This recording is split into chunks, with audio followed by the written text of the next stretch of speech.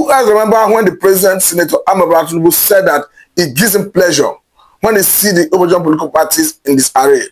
Though at the time, he said he was not responsible for the crisis in the opposition political parties. But as we have it, all the major opposition political parties have witnessed their internal crisis, struggling to survive. From PDP to Labour Party to ADC, they are all having their own fair share crisis. Even recently, we probably remember when the Senate president, talking about Senator Godswill Akpabio, said that in 2027, that Tinubu is going to be a sole candidate, meaning he is not likely to have anybody challenging him. And as we have it, I think the whole scenario is turning out to have that shape. Because we are likely going to see a mass exodus, defection from North into APC. Talking about governors of the North moving ENMASS into APC. That is what we are likely seeing in the days ahead. And the whole issue started with the crisis in PDP. As we have it, it's unlikely that PDP will even fit a candidate for 2027 presidential general election. Because it stands, their convention that is bid to hold in Ibadan, it is not clear whether that convention will actually hold. Labour Party is not an exception, because currently as we speak, Julius Abure have been asked to stop parading himself as the chairman of the party by a court of competent jurisdiction. And before now, we have seen Tinubu making a major inroad into the southern part of the country. We all remember the defection of Delta State Governor, talking about Sheriff Obowari, who emptied all the state party structure into APC. I didn't go alone. He went with the immediate past governor of the state, talking about Senator Arthur Ifeanyi Okowa. Maybe this is why they say the man Tinubu is a master strategist. Because from what we are seeing, if care is not taken, at the end of the day, no viable party will be available to challenge APC in 2027. And as we have it, even in the same South, we saw a major issue when the governor of Akwa Ibom defected from PDP into APC. And he didn't equally go there alone. He went with all the structures of PDP. And the dust of what was happening in South have not settled when we heard the issue of Enugu State Governor, talking about the Barisamba who defected from PDP to APC. He didn't equally go there alone. He went with all the structure of PDP. And as we have it currently, the governor of Masse State have since resigned from PDP. All the indication points to the fact that he is going to defect to APC. And some pundits, some stakeholders, some school of thought believe that the reason Duoro Diri, the governor of Masse State, resigned from PDP and may be preparing to defect to APC is because Jonathan was touted to be nursing presidential ambition.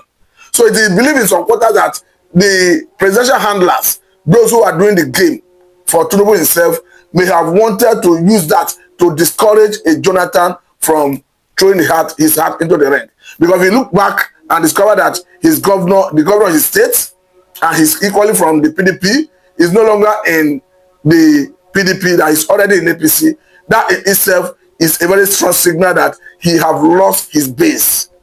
Maybe this is equally why they say the man Tinubu is a master strategist, because to have it, the governor of Abia State have made it very clear that he is a friend of the man Tinubu himself. So who else is left? Rivers State, Fubara is not on ground. When I mean he's not on ground, he's as good as being in APC. You all know the event that shaped Rivers State in the last years. And as we have it, the man Wike, who of course is a headman and acolyte of the president, is the one cutting the shot in Rivers State. As we have it in Rivers State, all the State House of Assembly members are already in APC. The local government election they conducted in that state, while the sole administration has sway, it is the APC that have a major stake in River State. If you go to Anambra State, where the ABGA is the government on ground, the governor himself, Chukwuma Soludo, have made it very clear that he is working for Tinubu come 2027. So who else is left behind? If we even take attention to the north, where currently we are seeing a serious move from northern elements to even defer to APC. But currently, the man, Mufwang, the governor of Plateau State, has come out clearly to say he is under immense pressure, that there are mounting pressure on him to defer to APC. Though he didn't make it clear who is bringing the pressure. So since a Mufwang can come out clearly to say there are mounting pressure on him, it means those who defected in the past may have followed, or such pressure could have come their way. And as we have it, one of the aides to the Taraba State governor have come out to confirm that his principal will be defecting to APC. So the question is, who is left behind? Who is going to work for the opposition political parties to actualize their ambition? As we have it currently, even Kwankwaso, who is known to be the strongman of Kano politics, because of his popularity and because of the movement of Kwankwaso that he controls, have said it openly, clearly, that he is ready to join APC if they are able to meet his criteria. And if you look at meeting criteria, I would say that the man Tinubu is the one that will have a better opportunity to make deal more than any other politician or any other interest. So it's going to show that in the coming days, as we approach 2027 election, we are likely going to see a Kwankwaso defecting to APC. So who is left behind? Well, as we have it, all the PDP will not likely have candidates for 2027, because a weekend have come out clearly to say that that convention that they will be holding in Ibadan, that he doesn't know anything about it, he is not for it. And we all know the power a weekend within PDP. We have all seen how a weekend have been able to have his way in PDP. You see, when he removed Uche Secondus as the chairman, and he was one that brought Uche Secondus in the first instance. You see, when he removed even McCraffy as the chairman in the past, he was the one that even brought McCraffy into the picture. Even currently, the current national chairman, who was made substantive chairman recently, talking about Damagu, is his henchman. Is he the secretary of the party? The Wayan, his acolyte. And as we have it, he is in control of PDP in South-South. You see that Obi, who is the chairman of the region under PDP, is his husband. And even he has made it very clear that his position on the zonal chairman for South-East must be respected. So the question is, who is left to make opposition triumph in 2027? Because even currently, we understand that for Ahmadu Fintiri, the governor of the states where Atiku hails from, Adamawa, for him to be bold enough to strip Atiku of a highly respected title, talking about Waziri Adamawa, political pundits have said that a Tinubu hand is in it. Just as a Jonathan was started to have interest of contesting, before he knew it, his governor left PDP and is believed that he's going to APC. And as we have it, a very strong pillar from the South-South, not just from the South-South, from the Ijaw extraction, who do not even make movements except when he see that it's strategic. Talking about Tompolo, have come out clearly to back the man, Senator Bola Tinubu. He didn't just stop there. He has gone ahead to start prevailing on Jonathan, to accept, to drop his ambition and accept Tinubu as the man that will fly the flag on behalf of the southern part of the country. So the way it is going, it is likely that in 2027, no opposition candidates, as the man, Senate President, talking about Godswill Akpabio, said it. Because if at the end of the day, PDP is not able to survive its internal crisis and they end up in courts, because it's very clear that a wicked would likely drag them to court, and each time wicked drag PDP to court, he always have his way. The same thing is applicable to Labor Party, where Julius Abure have been asked by a court of competent jurisdiction to stop parading himself as the chairman of the party. So if the parties, PDP and Labor Party, are factionalized to the point where the court start deciding which faction of the party will produce the presidential candidates, it got to show that they will not be in the picture to contest the 2027 presidential election. It's even the ADC talking about the new coalition involving the likes of Atiku, El-Rufai, Malami, the former Attorney General of the Federation, even Baba Chilawa, the former Secretary to Federal Government, even all of them, where they remark the former Senate President is the chairman. He's already having his own fair share of internal crisis. Because the Deputy Chairman Knox, who it is believed resigned, relinquished his position before the emergence of the remark, just came out surprisingly to say he never resigned. That is where we now have all resigned ESCO members of ADC. And pundits are pointing a accusing finger at the man Tinubu himself, that he is one of orchestrating that new crisis in ADC. Because if you look at the crisis in almost all the opposition political parties, they are similar. From PDP to Labour Party and now ADC. And if you go beyond these three political parties, remember that before now, there was a move by the coalition of opposition leaders to form All Democratic Alliance with acronym of ADA. Do not forget that at the time, Amechi came out clearly to say the INEC under Mahmoud is partisan, that he's sure that they will not register that political party. I understand that the process of registration is still ongoing. But it's not clear whether that party will be registered. Though I understand that the man, Yakubu, is no longer in the picture. We now have Amuta, Joash Amuta, who is the INEC chairman. But it's not still clear whether the opposition political parties or rather coalition will succeed in registering that party. So eventually, we may have a situation where only a Tinubu will stand for election in 2027.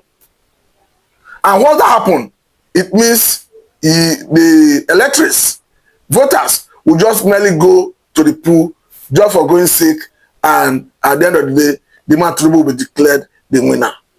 So the question is, even the Atiku, whom many pundits see as a master of the game, he looks as if he will not have he doesn't have the ability to play the game when a field marshal, according to the field marshal, the way it is already in the field. Because the way it is, Atiku, every move of Atiku is, I would say, preempted by the handlers or the president. Because once there's a major move to shake the ruling party or the government in terms of forming alliance, the next thing you see is that one governor from the PDP will defer to APC. And who knows whether at the end of the day, even the Ahmadu Fintiri, the governor of Adamawa, where Atiku comes from, will not defer to APC. Because if you can have that effrontery, that boldness to strip Atiku of that title, the Wazi Adamawa, he got to show that he can as well defer to APC. More so as you have the likes of the National Security Advisor, I talked about Nuhu Rebado, who is equally from that same Adamawa, the state of Atiku. So the way it is, I think it's becoming very clear that Nigeria is gradually sliding into one-party states. And the man Tinubu have said he enjoyed opposition being in this array, though he denied having hand in the travail of the opposition. But the question is, will the opposition survive this crisis come out stronger to challenge the man Tinubu in the pool, or rather at the pool in 2027? Because even though B, who of course is seen as a major power block in terms of his followership, it is not clear the political party where Obi will stand to actualize his ambition.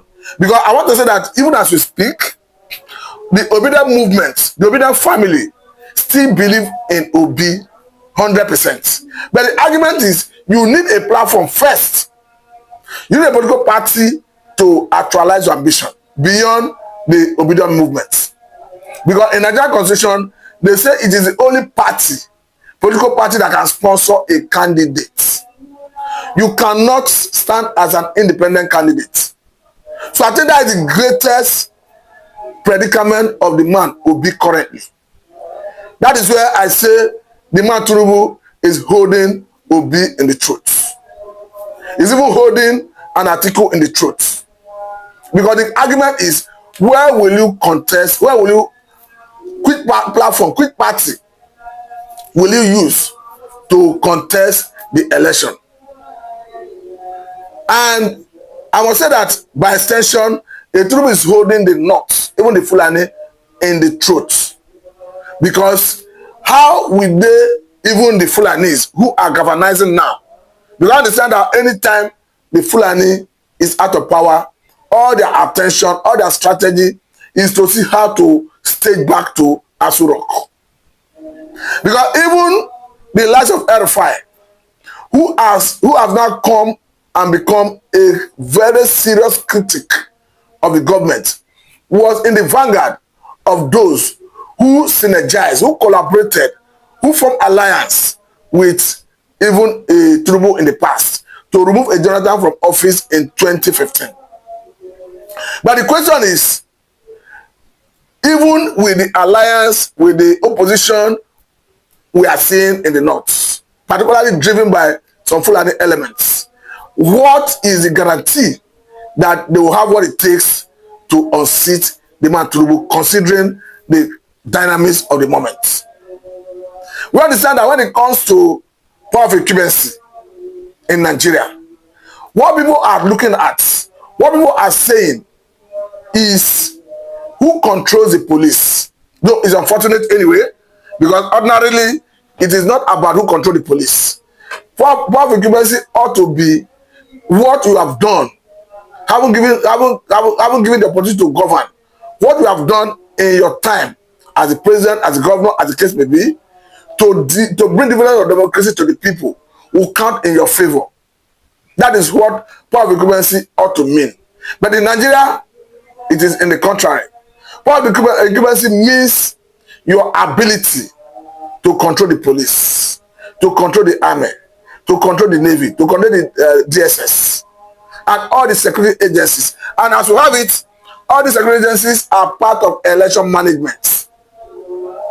Even the INEC, the umpire that is the end user of the Electoral Act, goes cap in hand to the executive for fund.